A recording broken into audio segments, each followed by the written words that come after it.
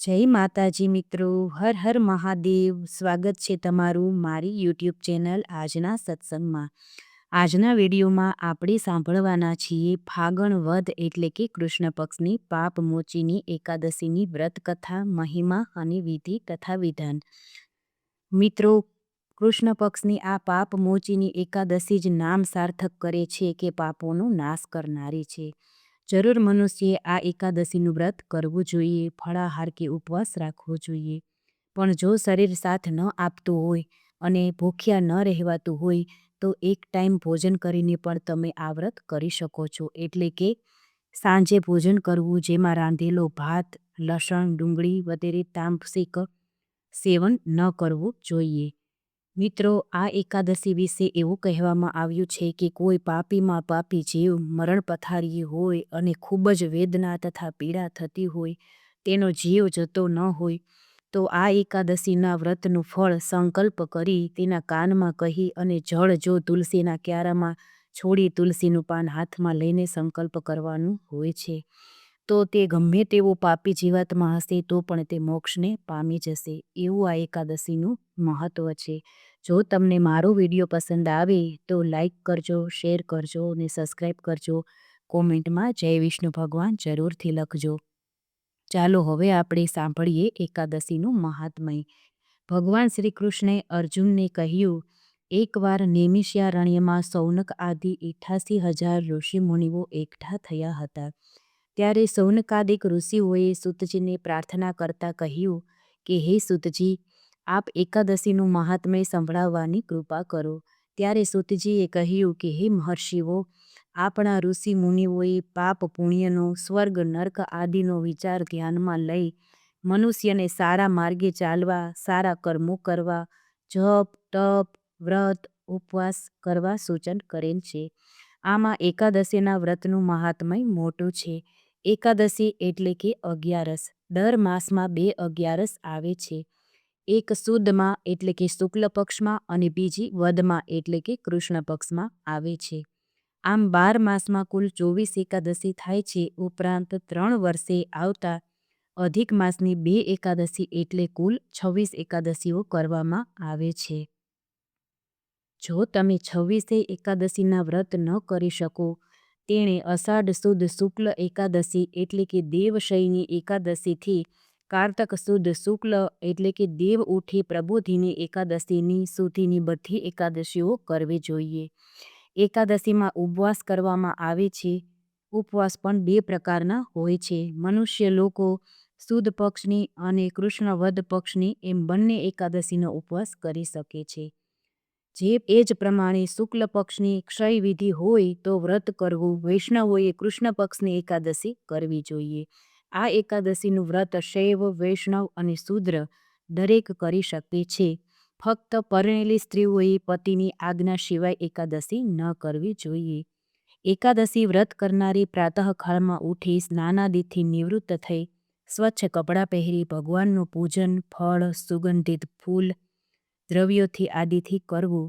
જો તમારા મંદિરમાં બાલગોપાલ હોય તો તેને પંચામૃતથી, ગંગાજળથી સ્નાન કરાવવું અને ચિત્રજી હોય તો સ્વચ્છ કપડાથી લૂછી અને ષોડોપચાર એટલે કે અબીલ, ગુલાલ, કુમકુમ, તુલસીપત્ર, ફળ, ફૂલ, નૈવેદ્ય, ચોખ્ખું જો ગાયનું માખણ હોય તો માખણ અને મિશ્રી ભગવાનને ધરાવવું જોઈએ. ભગવાનને જુદા જુદા સરસ મજાના સાજ શણગાર સજાવવા જોઈએ અને ઋતુ પ્રમાણેના ફળો પણ તમે ધરી શકો છો. બને ત્યાં સુધી ઉપવાસમાં ફળાહાર કરવો જોઈએ. જુદી જુદી ફરાળી વાનગીઓ બનાવી લઈને ખાવી ન જોઈએ. હવે આપણે સાંભળીશું પાપ મોચીની એકાદશીની વ્રત કથા. ફાગણ માસની કૃષ્ણ એટલે કે વદ પક્ષની એકાદશી જે પાપ મોચીની એકાદશી કહેવાય છે.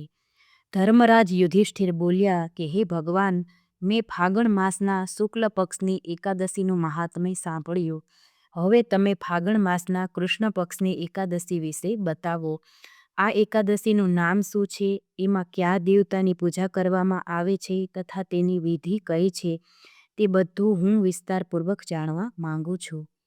ત્યારે શ્રી કૃષ્ણ ભગવાન બોલ્યા કે હે રાજન, એક સમયે માંધાતાએ લોમસ ઋષિને પૂછ્યું કે હે મુનિ, ફાગણ માસની કૃષ્ણ પક્ષની એકાદશીનું નામ શું છે? તેની વિધિ કઈ છે તે વિસ્તારપૂર્વક કહો. ત્યારે લોમસ ઋષિ બોલ્યા કે હે રાજન, ફાગણ માસના કૃષ્ણ પક્ષની એકાદશીનું નામ પાપમોચિની છે. તેના વ્રતના પ્રભાવથી મનુષ્યોના અનેક પ્રકારના પાપ નષ્ટ થાય છે. તેની કથા આ પ્રકારે છે. પ્રાચીન કાળમાં ચૈત્રરથ નામનું વન હતું. તેમાં અપ્સરાઓ નિવાસ કરતી હતી. ત્યાં દરેક સમયે વસંત રહેતો હતો, અર્થાત તે જગ્યાએ દરેક પ્રકારના પુષ્પ ખીલતા હતા. એ જગ્યાએ ગંધર્વ કન્યાઓ વિહાર કરતી હતી. તે વનમાં ઇન્દ્ર પણ અન્ય દેવતાઓની સાથે ક્રીડા કરતા હતા. એ વનમાં એક મેઘાવી નામના મુનિ તપસ્યા કરતા હતા. તે શિવ ભક્ત હતા. એક દિવસ મંજુઘોષા નામની એક અપ્સરા તેમને મોહિત કરવા માટે સિતાર વગાડીને મધુર ગાવા લાગી. તે સમયે શિવના શત્રુ અનંગ એટલે કે કામદેવ પણ શિવભક્ત મેઘાવી મુનિને જીતવા માટે તૈયાર થયા. કામદેવે એ સુંદર અપ્સરાની ભ્રમરનું ધનુષ બનાવ્યું. કટાક્ષને એની પ્રત્યંચા એટલે કે દોરી બનાવી. આ રીતે કામદેવ પોતાના શત્રુ શિવભક્તને જીતવા તૈયાર થયો. એ સમયે મેઘાવી મુનિ પણ યુવા અને હુષ્ટપુષ્ટ હતા. એમણે યજ્ઞોપવિત તથા દંડ ધારણ કર્યા હતા. તે બીજા કામદેવ જેવા જ લાગતા હતા. એ મુનિને જોઈને કામદેવના વશમાં થયેલી મંજુઘોષાએ ધીરે ધીરે વાણીથી વીણા પર ગાવાનું શરૂ કર્યું. મેઘાવી મુનિ પણ મંજુઘોષાના મધુર જ્ઞાન અને સૌંદર્ય પર મોહિત થઈ ગયા.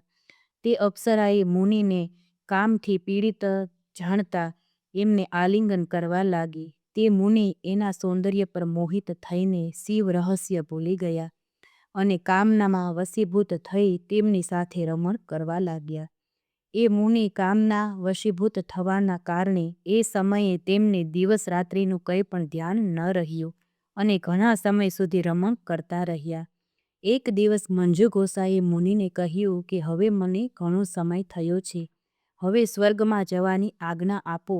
ત્યારે મુનિ બોલ્યા કે હે સુંદરી, તું તો આજે આ સંધ્યાએ જ આવી છે, હમણાં પ્રાતઃકાળ સુધી રોકાવ. મુનિના આવા વચન સાંભળી અપ્સરા તેમની સાથે રમણ કરવા લાગી અને ઘણો સમય વીત્યો. પછી તેણે મુનિને કહ્યું કે હે દેવ, હવે તમે મને સ્વર્ગમાં જવાની આજ્ઞા આપો. મુનિ બોલ્યા હજી તો કંઈ જ સમય થયો નથી, હજુ થોડી વાર રોકાઓ. ત્યારે અપ્સરા બોલી કે હે મુનિ, તમારી રાત્રિ તો ખૂબ લાંબી છે. હવે તમે વિચારો કે મને તમારી પાસે આવ્યાને કેટલો સમય થઈ ગયો. અપ્સરાના આવા વચનો સાંભળીને મુનિને જ્ઞાન પ્રાપ્ત થયું અને સમયનો વિચાર કરવા લાગ્યા.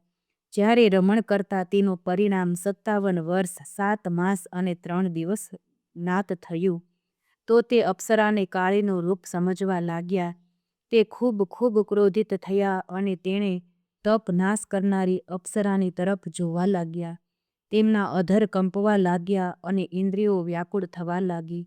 ત્યારે મુનિ તે અપ્સરાને જોઈને બોલ્યા કે હે દુષ્ટ, મારા તપને નષ્ટ કરનારી, તું મહાન પાપી અને દુરાચારી છે. તને ધિક્કાર છે, તું પિશાચીની બન. એ મુનિના ક્રોધયુક્ત શાપથી તે અપ્સરા પિશાચીની બની ગઈ.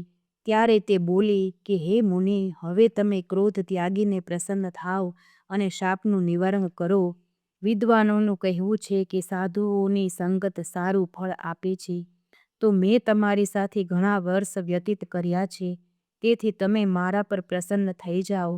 ત્યારે મુનિને થોડી શાંતિ મળી અને એ પિશાચીનીને કહ્યું કે હે દુષ્ટ, તે મારું ખૂબ ખરાબ કર્યું છે, તો પણ હું શાપથી છૂટવાનો ઉપાય તને બતાવું છું.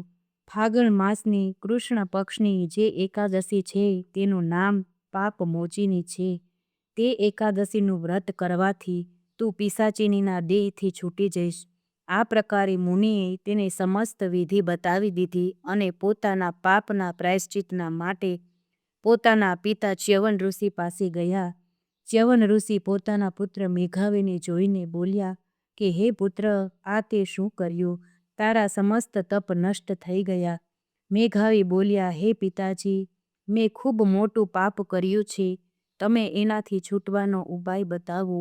ચ્યવન ઋષિ બોલ્યા કે હે તાત, તું ફાગણ માસના કૃષ્ણ પક્ષની પાપમોચિની નામની એકાદશીની વિધિ તથા ભક્તિપૂર્વક વ્રત કર. આનાથી તારા સમસ્ત પાપ નષ્ટ થઈ જશે. પિતાને વચન સાંભળીને મેઘાવી ઋષિએ પાપ મોચીની એકાદશીનો વિધિપૂર્વક ઉપવાસ કર્યો. તેના પ્રભાવથી તેમના સમસ્ત પાપ નષ્ટ થઈ ગયા. મંજુઘોષા અપ્સરા પણ પાપ મોચીની એકાદશીનું વ્રત કરવાથી પિશાચીની દેહમાંથી છૂટી ગઈ અને સુંદર રૂપ ધારણ કરી સ્વર્ગ લોકમાં ગઈ. તો મિત્રો, આવું કંઈક મહત્વ છે પાપ મોચીની એકાદશીનું, જે તમે સાંભળ્યું હશે કે ગમે તેવા પાપો હોય તો પણ છુટકારો અપાવે છે આ એકાદશી. જય માતાજી મિત્રો. વિડીયો ગમ્યો હોય તો કોમેન્ટમાં જરૂરથી જય લક્ષ્મીનારાયણ, જય શ્રી કૃષ્ણ, જય માતાજી લખજો. જય માતાજી.